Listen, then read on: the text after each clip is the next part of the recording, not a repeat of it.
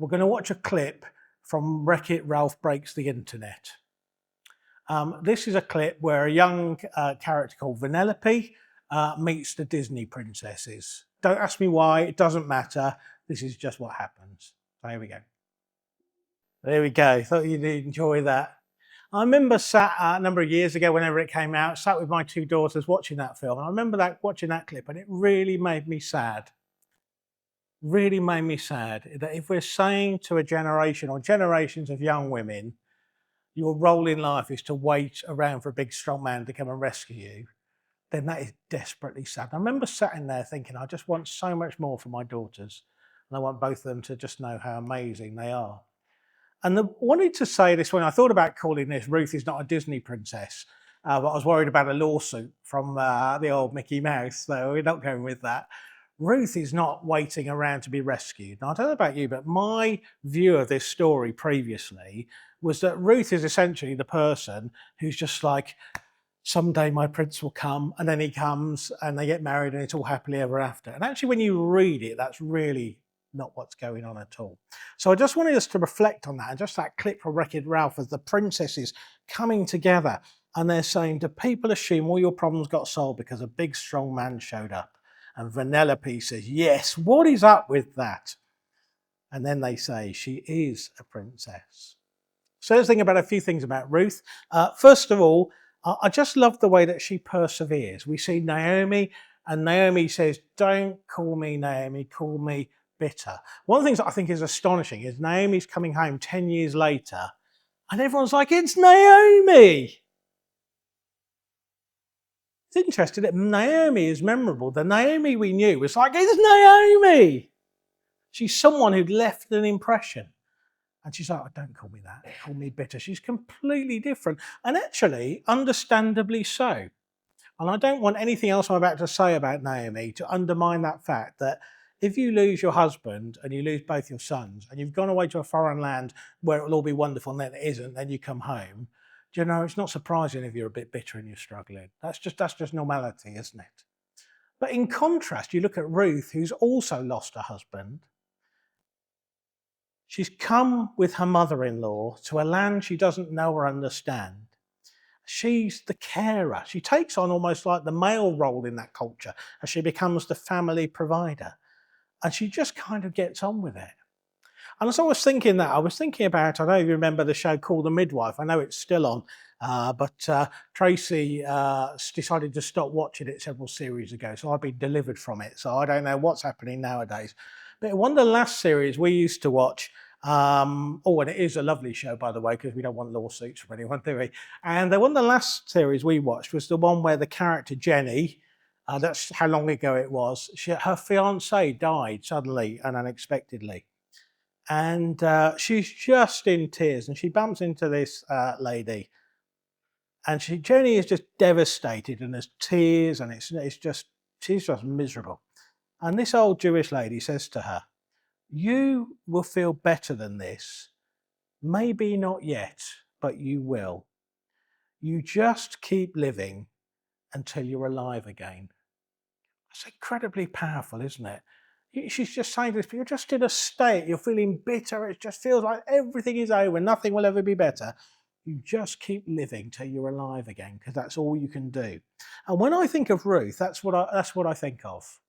Everything she put up with, and she just kept living until she found alive again. Second thing about Ruth is Ruth was an immigrant overcoming hostile prejudice.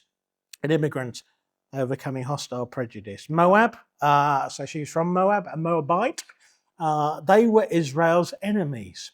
And in Judges chapter 3, the Moabites invade Israel and take control of Israel for 18 years. They invade and take control. And at the beginning of Ruth, it says, in the time of the judges. So in this kind of time period, now the book of Judges covers about 450 years. It's a long time.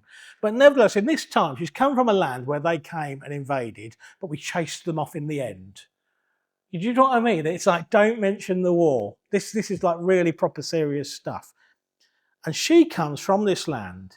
And it's interesting, in chapter 2, verse 22, Naomi says to Ruth, It will be good for you, my daughter, to go with the women who work for him," that's Boaz, "because in someone else's field you might be harmed."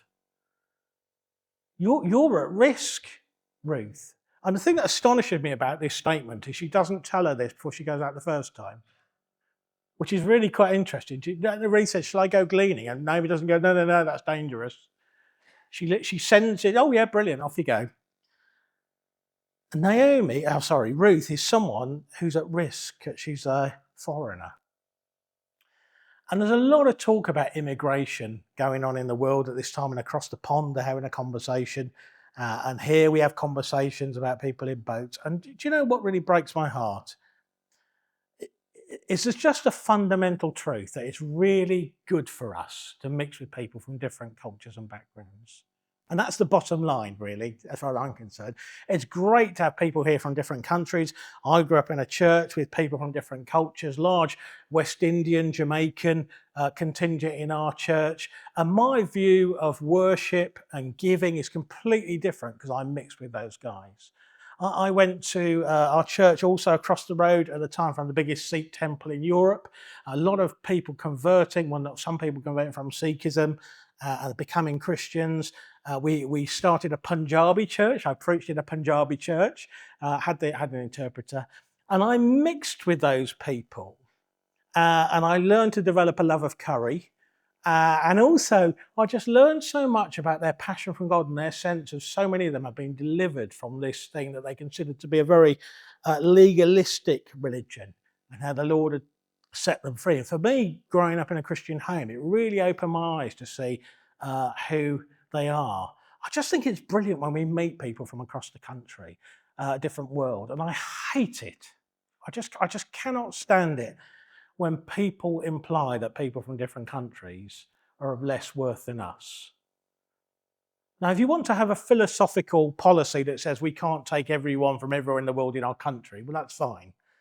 But it just breaks my heart, some of the rhetoric that is bound up with this, and the injustices of our immigration system are huge, huge. And it's just things like people need to get in a rubber boat to cross the ocean to find out if they can get asylum here. And if our government just set something up in France where people could come and find out if they were entitled to asylum or not, those people wouldn't have to get it. It's very easily fixed. But to any political party in this culture, that's political suicide. They can't do it. So they'd rather let people die. I don't talk politics much, but it just really makes me angry. It's absolutely wrong.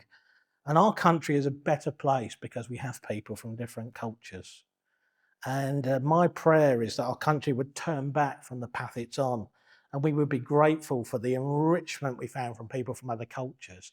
Ruth moves to Israel, and she becomes one of the ancestors of Jesus. Without immigration, the story of the Messiah doesn't work. That's powerful, isn't it? We've got to grasp that and hear that. So Ruth's an immigrant. She's facing all this kind of prejudice, and she's a wrong 'un, and she's one of those, and she should stop stealing our jobs. And now I wanted to glean that wheat or flax or whatever it was. It was flax last week, wasn't it? So she's putting up with all that stuff. She's seeking opportunities to make ends meet. She does hard work, and I just love this. She takes on the role of family provider in this culture where women were essentially valued as providers of children and people who raise children. She's not sitting around waiting for someone to rescue her. She's going to go out and make things happen. Ruth's not defined by her lack of status. I'm going to read these words from chapter 2. She's out gleaning in the field. She's picking up scraps. She's acting as a beggar. And Boaz, the owner of the field, turns up and he says to the overseer of the harvesters, "Who is this young woman? Who does she belong to?" It's a very telling question, that, isn't it? Who does she belong to? And it shows a lot of his attitude towards women. The overseer replied, "She's a Moabite who came back from Moab with Ruth." She said, "Please let me glean and gather among the sheaves from the harvesters." She came into the field. She remained here from morning till now, except for a short rest in the shelter. So Boaz said to Ruth, "My daughter, listen to me. Don't go and glean in another field and don't go away from here. Stay here with the women who work for me. Watch the field where the men are harvesting and follow along with the women. I've told the men not to lay a hand on you. And whenever you're thirsty, go and get a drink from the water jars the men have filled." At this, she bowed down with her face to the ground and she asked him, "Why have I found such favour in your eyes that you notice me, a foreigner?" And Boaz replied, "I've been told all about you and what you've done for your mother-in-law since the death of your husband, how you left your father and mother in your homeland and came to live with a people who did not know before. May the Lord repay you for what you've done. May you be richly rewarded by the Lord, the God of Israel, under whose wings you've come to take refuge. May I continue to find favour in your eyes, my lord," she said. You have put me at ease by speaking kindly to your servant, although I do not have the standing of one of your servants. Ruth knew she had no status. She knew she wasn't even had the status of one of his servants. She's a nobody. She's acting as a beggar. And yet, Boaz's head is really turned. He's really, who is this woman? She's amazing. And the amazing thing is, it's not like, well, she's a bit of all right, isn't she? Or she's a young, pretty thing. It's look at how hard she's working. Look at how kind she was to her mother-in-law. He's incredibly attracted to this woman, not because of what she looks like, but because of the beauty of who she is. Isn't that wonderful? And it's significant, we'll notice that he calls her, and throughout the story, he calls her daughter, which is a bit cringy when they come to get married at the end, really. And I'm sorry, you can only just say it as it is, can't you? It is to us, it's a very odd thing. He was old enough to be her father.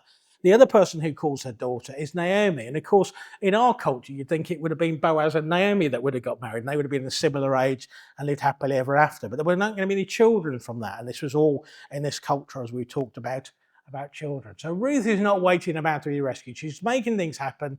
She turns Boaz's head by just being who she is. And she's just trying to make ends meet. But she's not conducting herself as a beggar. She's conducting herself with dignity. Her circumstances don't define who she is. And then we come to that wonderful magic marriage proposal where Ruth proposes to Boaz. Ruth proposes to Boaz. So let's just unpack this a bit, and I'm going to read it because it's a bit of a strange, it's not like anything we would understand by marriage proposal. Let's see what's going on. So harvest is over. There had been a great celebration, drinking, and the owner would sleep at the threshing floor to protect their harvest. So when it says that's where he was there just making sure that no one stole all his stuff. And Boaz would have been eating and drinking, and it said he was in good spirits. And make of that, translate that as you will. He drunk a lot. So in chapter 3, one day Ruth's mother-in-law, Naomi, said to her, "My daughter, I must find a home for you where you'll be well provided for." Now Boaz, with those women you have worked, is a relative of yours. Today he will be winnowing barley at the threshing floor. Wash, put on perfume, and get dressed in your best clothes. Go down to the threshing floor and don't let him know you're there until he's finished eating and drinking. When he lies down, notice the place he's lying, then go and uncover his feet and lie down. He will tell you what to do. "I'll do whatever you say," Ruth answered. So she went down to the threshing floor and did everything her mother-in-law told her to do. When Boaz had finished eating and drinking and was in good spirits, he went to lie down. I bet he did. And at the far end of the grain pile, Ruth approached quietly, uncovered his feet and lay down. In the middle of the night, something startled the man. He turned, and there was a woman lying at his feet. "Who are you?" He asked. "I'm your servant Ruth," she said. "Spread the corner of your garment over me, since you are a guardian redeemer of our family." "The Lord bless you, my daughter," he replied. "This kindness is greater than which you showed earlier. You've not run after the younger men, whether rich or poor. And now, my daughter, don't be afraid. I will do for you all you ask. All the people of the town know that you're a woman of noble character. Although it's true that I'm a guardian and redeemer of your family, there is another who is more closely related than I. Stay here for the night, and in the morning, if he wants to do his duty as your guardian redeemer, good, let him redeem you. But if he is not willing, as surely as the Lord lives, I will do it. Lie here until the morning." And Naomi sends Ruth, and she says to Ruth, "Go in the middle of the night and lay down next to this man and do what he says." And I don't know how that sounds to you, but as a parent and father of daughters, that really creeps me out. really creeps me out, that you would say to a young woman, go and lie down next to this man and do whatever he tells you. That's what she says. And I like the way that Ruth takes control of the situation. She goes and she lies down next to him, but she does this thing with the cloak and says, cover me with the corner of your cloak. In other words, I want to, you're my kinsman redeemer. Boaz, she's essentially saying to Boaz, look, you've woken up and I'm lying next to you, but this is an offer of marriage, not a one night stand. Because it could have been taken either way. I'll say more about that in a minute. She takes control and she tells him what's going to happen. And he's like, all right then. And the thing that's wonderful about Ruth astonishes me, because then there's this like plot twist at the end where he's like, okay, I'll marry you, but actually there's another one who should be first in line. It's like, oh. And Ruth's like, well, who is this person? And will I like them? What's going on? And there is another. And it just doesn't seem to faze Ruth at all. Somehow she seems to have this faith that everything will be all right. So let's just go really quickly and talk about how others perceive Ruth. So we talked about the fact that she's a foreign immigrant in an enemy state. People would see her as that. Boaz sees her completely differently. His head is really turned by the way she works, by the way she treats people. Boaz's mother, incidentally, was someone called Rahab. Have you ever heard of her? And when you read the genealogy, he was Rahab. So he understood what it was to treat foreigners well, because Rahab herself was a foreigner. She came as a prostitute from a background where she would have been judged by the people of Israel, and she had turned away from that and she'd become one with them. Boaz was her son, so he had a good attitude towards people from other cultures and countries. This is where I'm going to be a little bit controversial, but this just seems obvious to me. How does Naomi perceive Ruth? I wonder if Naomi perceives Ruth as a sexual object who can bear children. So let's come to the end of the story where they have a child. Ruth has a son. And it says this in chapter 4, verse 16. Then Naomi took the child in her arms and cared for him. The women living there said, Naomi has a son. And they named him Obed. Obed was the father of Jesse. Jesse was the father of David. Did you see anything a bit strange about that? Naomi has had a son. And there's Ruth thinking, I don't know, I was the one that went through childbirth, I'll tell you that. Isn't it strange? The word that the NIV translates cared there can also be translated as foster carer or nurse. Isn't that interesting? And we don't know, do we? As Naomi said, he's mine. I've been so bitter and desperate for a child, and he's mine. As that consumed her to the point where all she wanted was the child, and Ruth was insignificant. Here's a bit of homework for you. Read the book of Ruth and look at the way that Naomi speaks to Ruth and see what you notice. There's no love or compassion anyway. She orders her, she commands her, she says, okay then. It's a very strange relationship. So let's come back to this strange marriage proposal. Naomi calls Ruth her daughter, but then she sends him in the middle of the night to lie down next to a man, and she says, uncover his feet. It's a bit strange, isn't it? If you ever came into my room and uncovered my feet in the middle of the night, I think I'd probably punch you than do anything else. And he wakes up and thinks, well, it just doesn't make a lot of sense, that, does it? The Hebrew word translated feet would usually be translated lower body. Going to make some of you blush now. That's everything below the waist. I'm not going to make you blush more than that, don't worry. So in Daniel chapter 10, verse 6, it says, he's talking about this vision of a statue. His body was like topaz, his face with like lightning, his eyes like flaming torches, and his arms and legs like the gleam of burnished bronze. Same word. The statue below the waist was made out of bronze. Now, most English translations will say feet because it's a lot more respectable, isn't it? That sounds better. That sounds a bit more kind of Christian, except that he had cold feet. But actually, what probably went on here, or what she was instructed to do, is probably a better way of putting it, was to go and uncover this man below the waist and to do whatever he told her to. That's really not good if that's how it happened, is it? That's really bad. Is this Naomi's plan? That he might wake up and think, oh, I'm naked below the waist. What has just happened? Is this entrapment? What is going on? Is Naomi so desperate for a child? She wants the child at any length. I don't know. That's for you to think about. But Ruth is not putting up with it. She offers herself as a bride. She tells Boaz the terms by which she will be married to him. And I just think it's a wonderful thing that she takes control of the situation. She honours her mother-in-law by going, but she has integrity in the way that she acts. And I think it's astonishing, really, as we think about the women that we've been thinking about, and we think about how Judah treats Tamar. Next week, we're going to think about how David treats Bathsheba.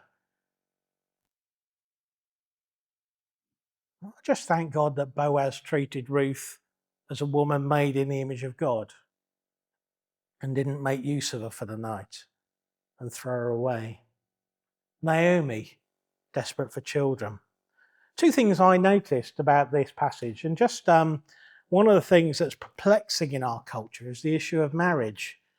And I remember talking to a minister who said he just discovered that two of the deacons in his church weren't married. And they were like retired age. They'd been deacons for years. And he said, what should I do?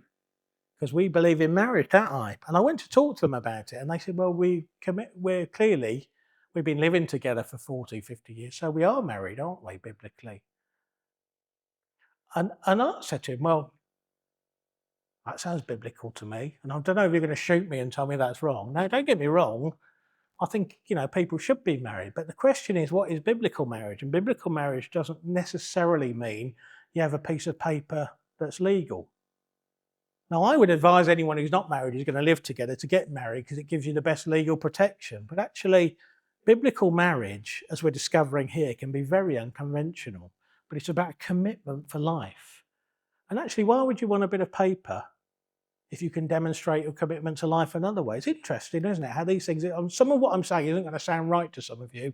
And I partly apologise for messing with you. And partly I'm quite glad I'm messing with you because I want to say, how do we come back to this and apply this? How will we follow in the Bible? And actually what the Bible teaches us is that sex and the raising of family happens within a committed relationship. Boaz's head was really turned by Ruth, but he was attracted to the beauty of who she was. So as we come into land and finish them, Ruth, how did she see herself? She would have seen herself as loyal, someone who could change and make things happen, make things better, someone who could care and provide for others. And so many of us in Ruth's situation would have just packed up and gone home, gone back to where it was easier, giving up caring for this mother-in-law who was living in the pit of bitterness. And we would have just made the best choice for us. But Naomi, conversely, makes the best choice for her. People come to see Ruth differently.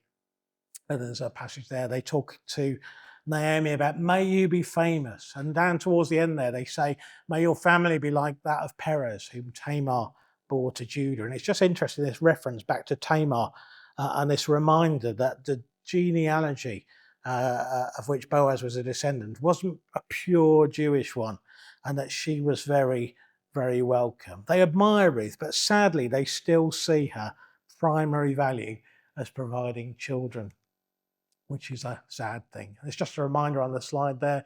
Obed, the son, was King David's grandfather. His mother was Ruth the Moabite, and his grandfather was Rahab. So just as we finish, I want you to think about this. Who am I? So a few months ago, we thought about the life of Gideon, and he had to wrestle with this question about who he was, what was his identity. People would have looked at Ruth and said, you're a nobody, you're a beggar, you're a foreigner, you're an enemy, you're a victim, you're in need of rescuing, you're a sexual object, you're someone to bear children. But Ruth was not going to let that define her. Ruth was loyal, someone who could change and make things better, who could care for and provide for others. Well, that was unexpected. Oh yes, that's fine. Sorry. We're going to want to watch another clip and then it's finished. Ruth knew who she was.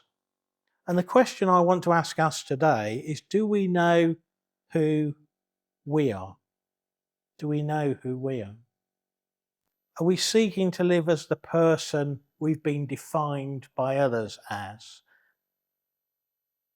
Or are we willing to live as the person who God has made us to be? And particularly as we think about this series of women in the Bible, women for years and years and for too long have been limited by the church. And even in churches like ours, where we say we have no problem with a women minister or women leading the service, even in ours, the church will still predominantly be led by men.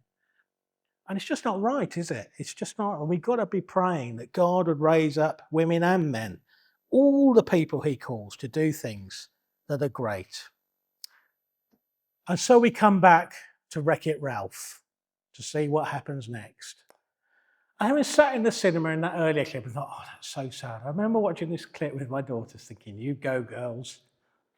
You go girls. It's just wonderful the way it flips it on its head and shows they don't need to wait around for strong men to come and rescue them. Let's just think about this just for a few moments. You do not need to be defined by the prejudiced worldviews and expectations of others. You do not need to be defined by others. Who has God made you to be? Let's just be quiet and think about that for a moment.